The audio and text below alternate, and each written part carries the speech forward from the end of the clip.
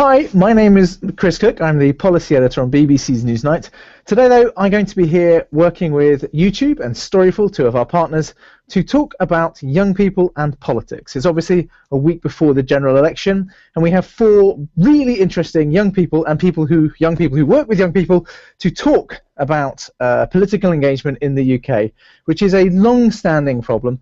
How do we get young people engaged in politics? So first of all, let's just go down the line and just explain to everyone who we all are. Let's start with Duro. Duro, can you tell us who you are and briefly what you do? Right, my name is Duro. I'm a co-founder of an organisation called 2020 Change, and we work with young people from deprived backgrounds, helping get them into employment, education, and into business as well. And you're in London? I'm based in London, yes. Brilliant. Okay. Terry, tell us who you are and what you do. I'm Terry. I'm the Vice Chair of the Scottish Youth Parliament, and our organisation works to engage young people in the political process across Scotland and the UK. Can you just tell us, just in sort of one sentence, what is the Scottish Youth Parliament? We're the democratically elected voice of Scotland's young people. Okay, great. Natasha, let's come to you next. Hi, I'm Natasha. I'm 23. I'm currently training to be a youth worker and will be going to university in September to study youth work as well. Brilliant. And you're in Belfast and you're going to university in Northern Ireland? Yes, I am. Brilliant. Right, now Gary, you're a filmmaker.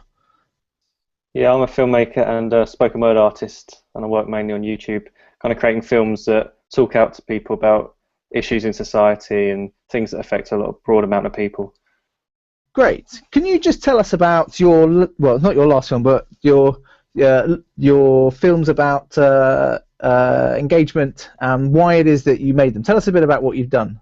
Yeah, I kind of made a film called It's Your Future, which is a spoken word film where I kind of trying to get more young people engaged in politics, because when I was younger I wasn't engaged at all. I found it boring, I wasn't interested, and I'm 28 now and I kind of am a little more interested, and I've been kind of awakened, as it were, and I feel that people that feel the way that I did need to see things a bit more simpler and broader and without an agenda. I'm not trying to lean towards any party. I've got no personal gain for it. But yet I really think that a lot of people that feel disillusioned and feel that if they vote it's not going to make a change don't realise that the reason things aren't changing is because people like them are not voting or having their voice heard.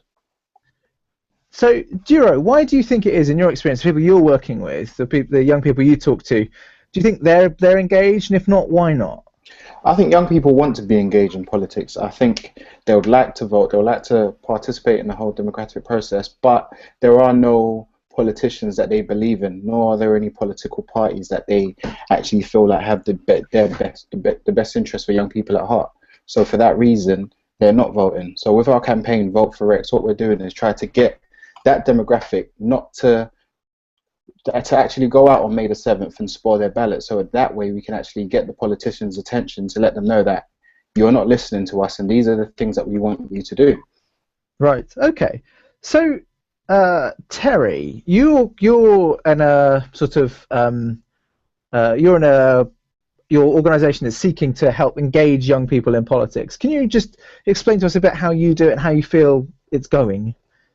We just go out into local communities and speak with young people and just help them relate their everyday lives to politics. The thing, the exciting thing about the election is young people are potentially going to swing the vote, if they go out and vote, that is, of course. But I think they are really engaged and they want to go out there.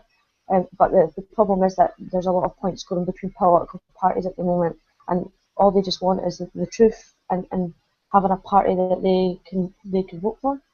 Okay, I'm just going to quickly give you some statistics, some very exciting statistics, because that's what people come on YouTube for. All right. So in the last election, 2010, 51% of 18 to 24-year-olds voted, 52% rather. Overall, turnout was 65%. So young people are way off the national level. If you go back to 1964, which was actually before the voting age dropped to 18, and you look at 21 to 24-year-olds, the youngest people who could vote then 76% of them voted, as against 77% of the country as a whole. So it used to be that young people participated just like every other group in society. the big sort of question I think we've got to answer is why it is over the last 50 years young people have just drifted out of sort of political culture.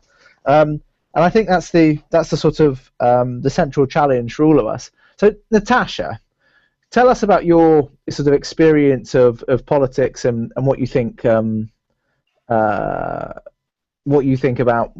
you know, your experience of how it works. Basically, I've been quite interested in politics from a young age. I think that the problem is young people don't feel like they have a part in the whole process. I think if councillors and MPs were more involved with youth, they would feel more involved and then see, most of all, why it is important to vote, but also how to change and how to bring this change to the country. Okay, I mean, one of the really interesting things about young people is they seem to have this sort of disconnect between the way they think about it intellectually and the way they behave. So, for example, there was a poll of young people in 2011 that asked them, how effective do you think voting is as a way of changing the country? And actually, 61% of them said they thought that voting in a general election was an effective way to get a voice. 53% voting in a local election. No one votes in local elections. And they also, half of them said that they thought being a member of a political party was a really good way of changing the way things are.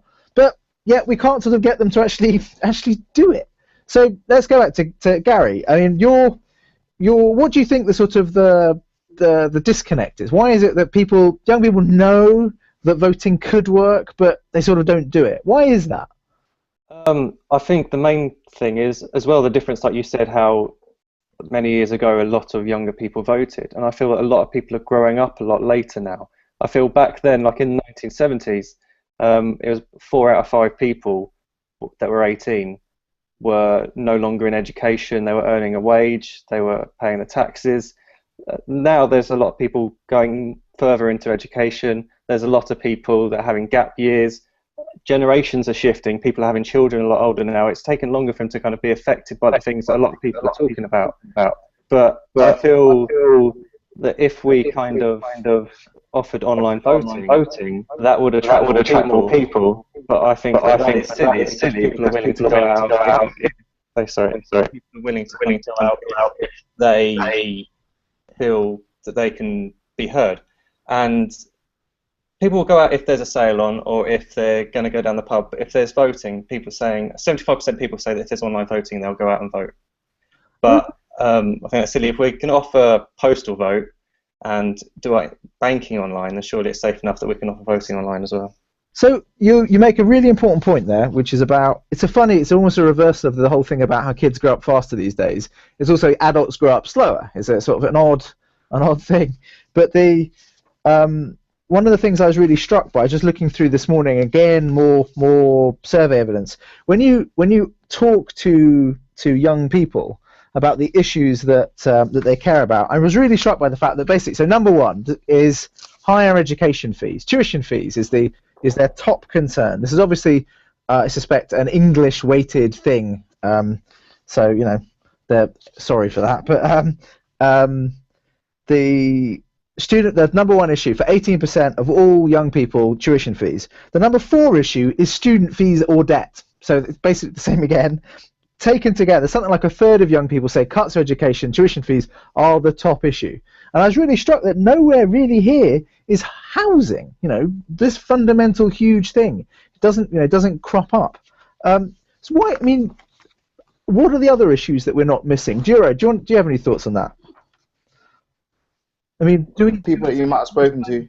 Sorry, do we spend too much time obsessing over, say, higher and further education and not enough time talking about other things? What are the other things that young people are concerned about? I think the media has a major part to play in that, because the media likes to focus on the things that politicians are focusing on and the things that is more prominent in their manifestos. Tuition fees is an obvious thing that young people will be worried about, but then again, like you mentioned, housing is a major one, unemployment is a major one, you know, the rehabilitation of ex-offenders is also a major one, keeping our streets safe is also a major one. I mean, the list goes on. These are a huge number of things that young people are affected by on a day-to-day basis, but in the terms of the way that it's communicated to the larger public, it's very difficult because the only thing that you do hear about on mainstream media is tuition fees. Maybe sometimes you hear about unemployment, but there are so many other issues that young people are concerned about. But these issues are not being given the right attention that they deserve. So, okay, Natasha, so you're in the you're going through sort of a transition at the moment on education. Can you tell us a bit about what you're doing right now? I'm currently on the apprenticeship piece program, which is gaining youth work qualifications and training. So that's what I'm currently finishing, and I will be going to university in September to do youth work. So, I think one of the issues I think that young people face, I get the whole getting young people into colleges and thing. I completely understand that is a vital part of the growth in this country, but I also feel that what about this small percentage of people that didn't do well at school and don't cope well with formal education? You know, unemployment is quite still at a high rate in this country, and I feel like we need to focus on more employability programs that will help people who didn't do well in school and don't do well with formal learning to get out and get into training or education or even to get a job. Like, I feel that is something that this country is seriously lacking. So just so for people who don't follow this stuff too closely, can you just quickly tell us about what the fee regime is for higher education in Northern Ireland? So, sorry, could you repeat that, please? For university. It's around £4,000, I think, a year. Yeah. Okay, and so Terry, the one of the obviously Scottish students don't pay tuition fees, but they do end up with a lot of student debt from living. Is student debt and that sort of stuff as big an issue in Scotland, do you think? That's the thing about Scotland. We're lucky in the fact that we get access to higher and further education for free, but the living costs are quite substantially high, and so there's always arguments between me and my friends down in England. They'll say, well, our access to education is quite high, but our cost of living is low. I wouldn't say it was a main problem for the young people of Scotland. I think they've got other things at the top of the priority, but I'm not denying the fact that education is important. I just think it's not the top of our agenda compared to young people perhaps living in England, Wales and Northern Ireland. I can see Jiro nodding away there. Why don't we all go through it? Just so we've had from Jiro unemployment. A thing that came up a lot actually a few years ago was the relationship of police and young people. That in the aftermath of the riots in across the UK, the fact that a lot of young people, it wasn't really about sort of black or white or anything else. It was just that young people felt the police weren't on their side. A lot of sort of, particularly in urban areas, sort of crime and justice issues that affect young people that don't really get talked about as a national issue. Jiro, what do you think about that? I think that's another major problem. The trust or the relationship between young people and the police is something that we need to look at. We definitely need to build that trust, because there's no way that the police can say that they're keeping our streets safe when young people don't trust them. If the crime happens, a large majority of young people or young people that we work with will not report that crime to the police, and in turn the police are then saying that certain crimes are being reduced, but really and truly these crimes are still taking place. It's just that young people don't feel confident in the police and their way of providing justice anymore. So most times they take matters into their own hands, and these are things that are breaking up our communities, breaking up society as a whole, and we definitely need to start discussing these issues because it's a problem. Okay, and what are the other sort of you mentioned unemployment earlier too. What a bit more about that?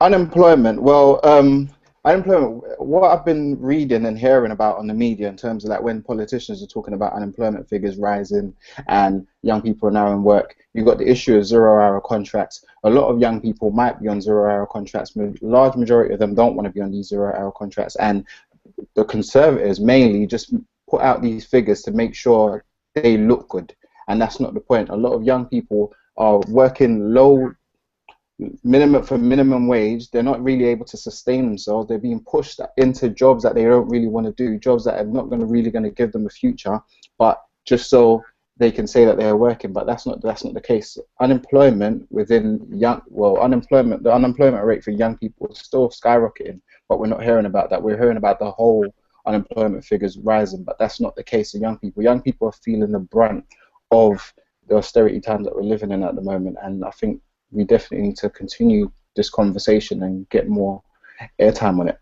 So, I mean, one of the things that economists talk about is unemployment and underemployment, and I think what you're saying is, if I'm wrong, is that we're seeing a lot of underemployment among young people. They can't get they can't get the jobs they need to. They get work, but they get stuck in it. So It's not classic unemployment, like exactly. Right. Okay. Gary, can you tell us a bit about that thought you had about from the beginning? I think that talks to your thought about how people have some of the classic transitions that we all go through.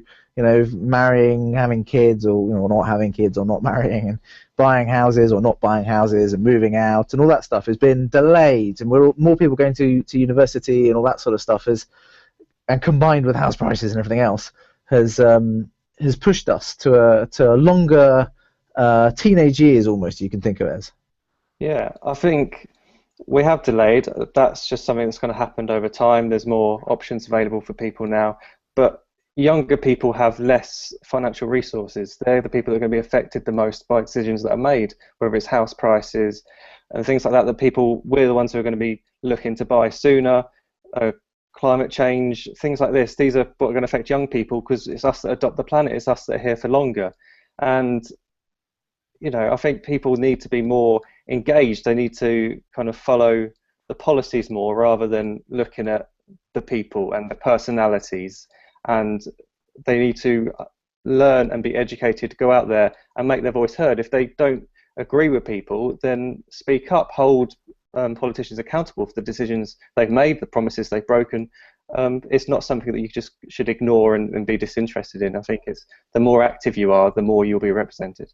What's really intriguing, Gary, is about that your sort of view of Britain, which I think is a really, like, it's a compelling thesis, that we've all had to delay sort of classic adulthood, if you like, is that we're all better educated. So we have this group of, I mean, it is a fact that older people in particular don't like to be pointed out, but actually the education system in England in particular has got better and better and better over the last 20 or 30 years.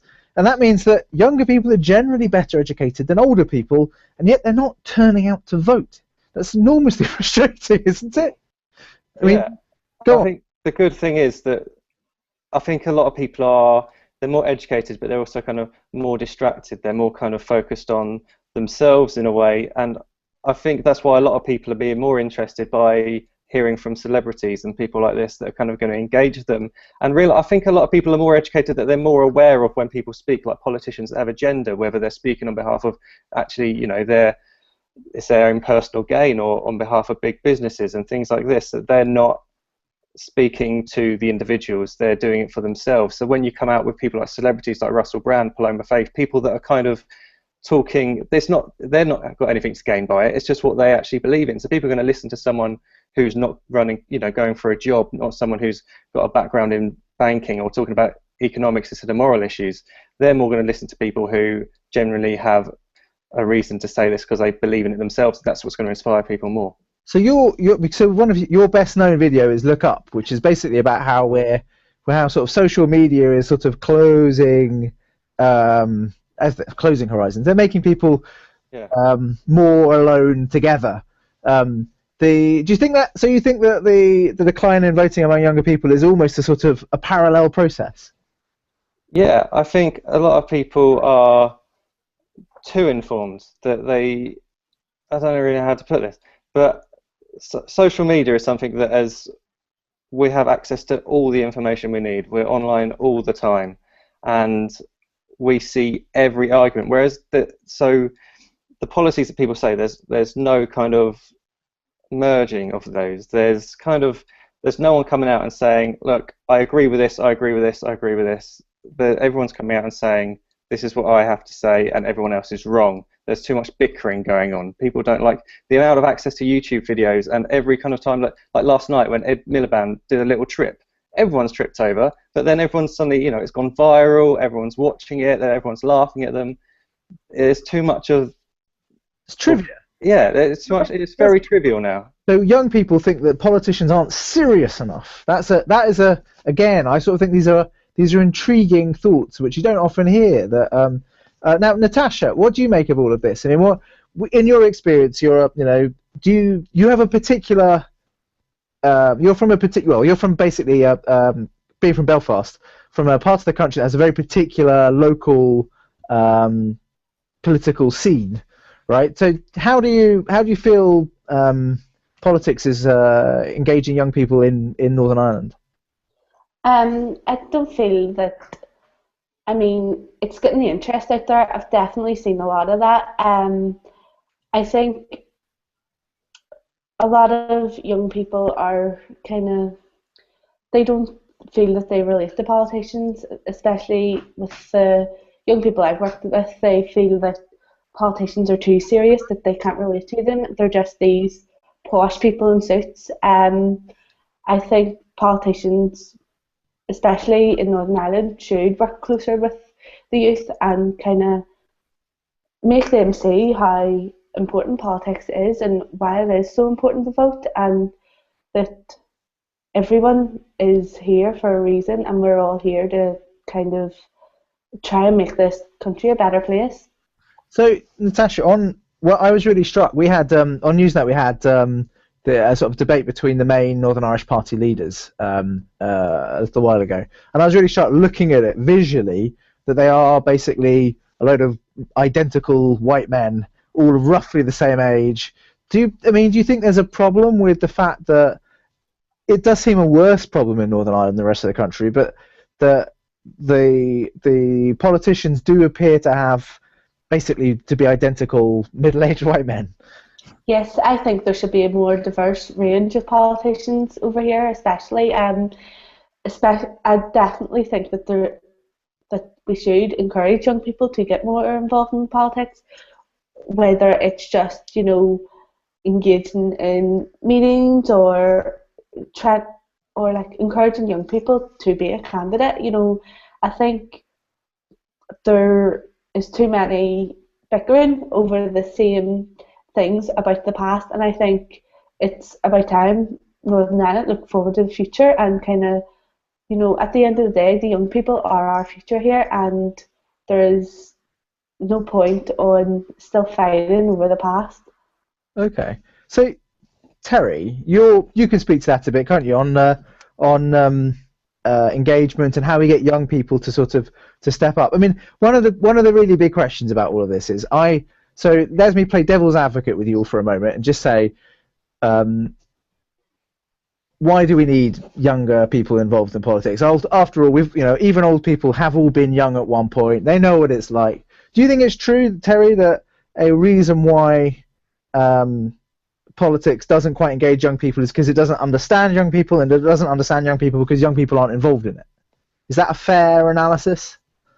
The more young people get involved, the more politicians pay attention. That's what I would always say. But for Parliament to be a true reflection of society, we need more young people to be involved. So that would mean, younger people being democratically elected into the Scottish Parliament, into Westminster, things like that. But on the same respect as well, young people are not just the future; they are the here and now as well. So politics has to reflect their everyday lives just as much as it has to reflect people who are middle-aged, pensioners, men, women. We're our own category in our own right as well. Okay.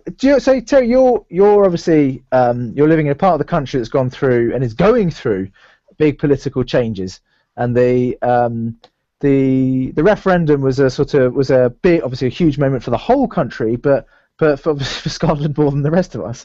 Do you think that how has the atmosphere changed there? Do you think, in short, given what we're talking about, that it's now going to be easier for young people because there are more young people engaged with politics to get stuff, or in fact have they engaged everyone so you're just as crowded out as you were before? the referendum created such great enthusiasm across the country, particularly with our young people. I think that's been absolutely fantastic leading up to this general election, because that enthusiasm is continuing. The only problem we've got now is that we want young people to access, impartial information. But the problem that we're having is political parties are now point scoring between each other. They're, the Labour Party might put out something, and the SNP might say something else to counteract that, and this party's saying this, and this party's saying that. All young people want is a straight answer. So so sitting in London, one of the things that's really striking about Scottish politics is it's so bitter now. There's a really grim, gruesome, sort of fighty, chisely undertone to everything. Do you think that's gonna? Do you think young people are gonna be put off by that? I would argue that that's reflected across the whole of the UK. You've got Ed Miliband and David Cameron and Nick Clegg all doing the exact same thing. They lead a national party. They're all point scoring between each other. Like I just said a couple of minutes ago, we just want a straight answer. What affects my life? What will happen if I vote this party? They don't want, they're telling lies. Oh no, they're right. Wait a minute. That's not happening. The good thing about the referendum was that young people had that access to impartial information. Political parties were engaging and they were doing outreach work, going down to young people's level and giving them the information that reflected their life so they could make an informed decision. And I think that has to be replicated, for this general election next week. Young people just want access to the information that they want, they need, and they deserve as well. And I think that's the most important thing. Learning from the referendum and using that to utilise it across the country, replicate it not just in Scotland but in England, Wales and Northern Ireland as well.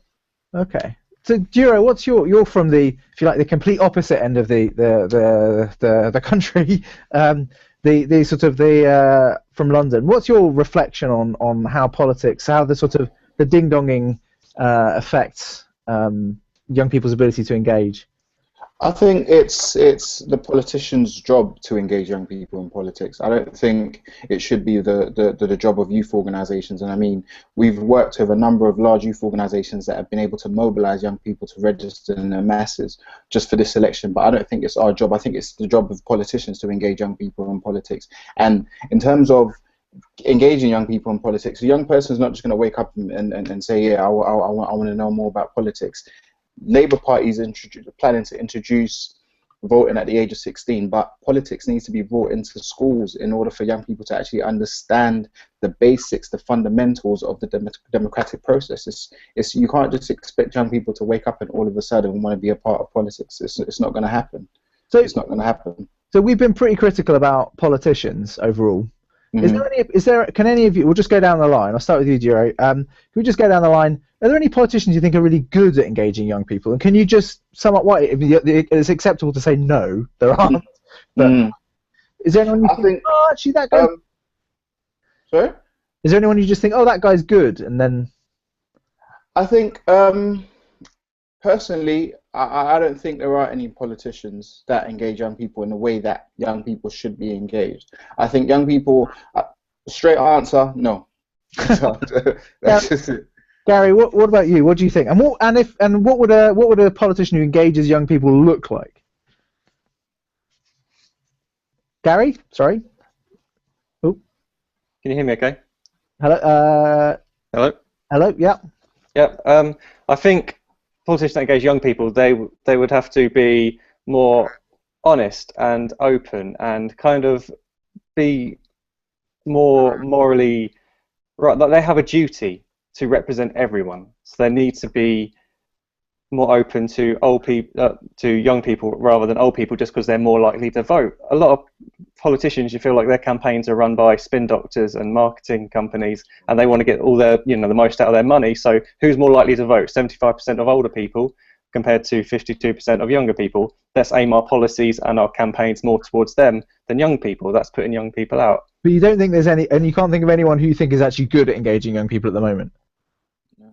Not that's a politician, no. It's funnily enough, it's the people that are not, the people that are campaigners or personalities that are coming out and acting the way that politicians should be acting, and that's being honest and kind of appealing to everyone. Terry, what about you? Is there anyone in Scotland who you think has been really good at engaging young people in particular? I think every politician in their own right is good at engaging young people on whatever level. At the Scottish Youth Parliament, we've got a great relationship with many other MSPs in Parliament who work with us on a day-to-day basis. But I wouldn't pinpoint anyone in particular who's fantastic, amazing, or totally crap. But I think every politician in Scotland and across the UK, in their own way and own right, are good at engaging young people, but with the potential to do better. Okay. Natasha, what about you? Is there anyone you think, is there a politician you like, basically? We're getting down to this. You're a young person, is there anyone you even like? Yeah, I recently met Ross Brown from the Green Party, and I found he was very interesting, and he spoke to young people the way we want to be spoke to. He wasn't the typical smart man in a suit. He went down to our level, and I thought he was really, really good at engaging young people. Okay. I mean, I've got the Tory and Labour manifestos here in front of me, and what's really striking is they both do have sort of lumps that are aimed at young people. So the Labour part talks about problems for the next generation. Young people are taking on mounting a debt. We lack a proper system of vocational education. We're not building the homes we need. Our sons and daughters have been shut out of the housing market. What's really striking about our sons and daughters is it means they're not talking to 20s and 30s. They're talking to the parents. And similarly, when you get when you look at the Conservative manifesto, it's all about education. It's all really about education, and they have a thing on as you raise your family. But it comes back, I think, to Gary's thought about how we're all sort of teenagers for. Well, these are my words, not his. But the thought is roughly we're all younger people for longer at the moment. So I mean, I have to ask you about Russell Brand, don't I? I mean, it was already come up a few times. Russell Brand and Paloma Faith. What do you all make of him? I mean, why is it that people? I mean, Gary, you've talked about it already a bit. So let's go with Natasha. Why is it you think that young people engage with him and Paloma Faith and other celebrities? I think because they are in the spotlight of the media. He obviously is very famous, the same as Paloma Faith, and I think with the amount of fans that they have out there, they're using it to their advantage and trying to get young people involved in politics, which I think is a really smart move. Okay. All right, Terry. Come on, you're basically Russell Brand's nightmare, aren't you? You're a young person who votes and who encourages other young people to vote. You're everything he stands against. The thing with Russell Brand is the points he makes about politics and his ideas on how to be involved. Well, not be involved necessarily. I think his idea of not going out to vote is ridiculous. I don't agree on that at all. I think he goes about that the wrong way. But his opinions are actually good. I just think he needs to put them across in a more constructive way. But I totally disagree on this thing telling young people not to go out and vote, and anybody not to go out and vote. To make real change, you have to be involved in voting, and voting's the way to do that. So the more that you go and say to young people, your everyday lives are political matters, and for things to change and things for to be better for you and your families, you actually have to vote. Voting's the way forward, in my opinion. So, Jira, what do you make? Your experience, do you come across him when you're talking to young people? Do they have a hey, I've seen the truth? No, with Russell Brand, I think what he's doing, he should be commended for what he's done in terms of what he's been able to accomplish by engaging young people in politics, getting young people to talk about politics as just a normal conversation, so it's not seen as boring anymore. But with what Russell Brand's been able to do is what politicians can't do. He's coming from a genuine place and he's sharing his personal views. He's not being biased about anyone. He's giving everybody the same platform to be able to speak and share their views. And what a lot of people misunderstand Russell Brand. They think that he's telling young people not to vote. He's telling young people he's not telling young people to vote, but he's letting you know that, look, if there are no politicians out there, you can go out and spoil your ballots. Politicians won't tell you to spoil your ballots because it's not in their favor. They're only talking about things that could benefit them and how they can win your vote. But it's important that young people actually understand that if there are no politicians that you agree with or policies that you agree with, go out and spoil your ballot. It'll still be counted. It will show that you want to vote, but there are no politicians that you want to vote for. And then that issue needs to be addressed. Okay, so I'm going to ask you each. We'll wrap up, I think now. But I'm just going to ask you. We're going to go down the line again. We'll start with Terry this time. I'm going to ask you to make a prediction for who you think is going to be the Prime Minister in however many days it is now, a week's time, or once all the dust is settled, and what you think the best outcome would be for young people. Is it wrong for me to say I don't care who's the Prime Minister? I think it'd be quite weird. I genuinely, I have my own view, but in terms of saying who I predict's going to be Prime Minister, I don't know. What I would say is young people, if they go out and vote, are going to swing who's going to be the Prime Minister. But I don't have an overall prediction. It's too hard to tell who's going to be Prime Minister. This general election is the closest it's been in decades, and I think Scotland and the young people of Scotland and the young people across the UK are the ones that are going to determine who's going to be in number 10. Okay, Natasha, do you have any strong premonitions? I wouldn't say it's strong. It's like Terry said, it's very close. But from a lot of people I've been speaking to, I've come across a lot of people that would be really interested with Ed Miliband. They've kind of really valued his views, and I think he is kind of one of the top at the minute. Yeah, definitely. Okay, all right. Duro, I'll come to you next. I think Ed Miliband might just be able to swing it. To be honest, I think he's gonna surprise a lot of people. That's just my personal opinion, and to the young people that we have been speaking to that are going to vote, they're either going to vote for Labour or they're going to vote for Greens. But I think Ed Miliband just might be able to surprise people come May the 8th. So maybe this is you're reflecting the differences of where you live, because of course Natasha lives in a place that has its own political world. Mm-hmm. I think it's fair to say Terry lives in a place that has its very own political world now. What do you make of it, Gary? What's your punt? Where are you going to put your money? I would, if I had to put my money on it, I would put my money on either Ed Miliband or David Cameron being Prime Minister. I'm pretty certain. I'd split my odds. I'd go for both, and I reckon everyone's a winner. But no, I don't think it's as much about who's Prime Minister. It's more about whose voices are heard in this election. I think it's going to be more about what seats are changing, which parties are having shifts, whether the Green Party are going to get more acknowledgement, whether the Lib Dems have gone down because of their broken promises. It's going to be people's voices and what they think, what they thought since the last election is going to be heard.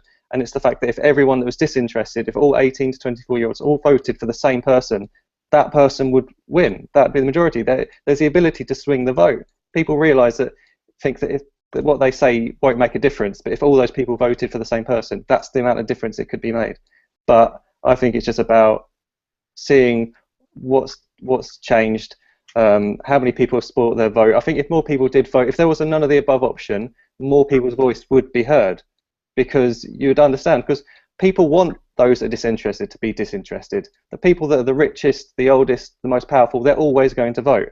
Those who don't care, their voices don't get heard because they don't care. They need to realise that if they want a change, they need to make it happen. So I was going to say that we're going to wrap up now, but the first thing that everyone who's watching has to do is go and watch Gary's videos. I think Look Up is brilliant, but it's not quite about this. It's about social media and meeting people in reality. And if you haven't seen it yet, you should.